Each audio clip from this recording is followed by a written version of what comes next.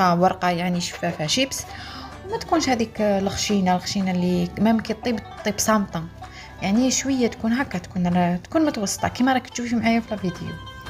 قطعتها كملتها، من بعد رحت للتتبيلة تاع البطاطا. يعني البطاطا لازم نتبلها تخي بيان.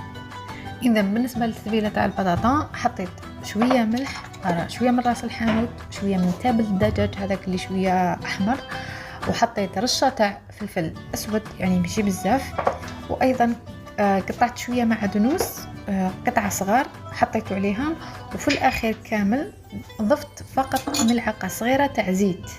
هذه تقدروا تضيفوها تقدروا ما تضيفوهاش، او تقدروا تضيفوا ملعقه صغيره تاع قهوه تاع زبده تاع مارغرين، وهذا ما كان. وخلطتهم مليح مليح، يعني يا تخلطيهم ملعقه ولا تخلطي كيما درت انايا بالعاده.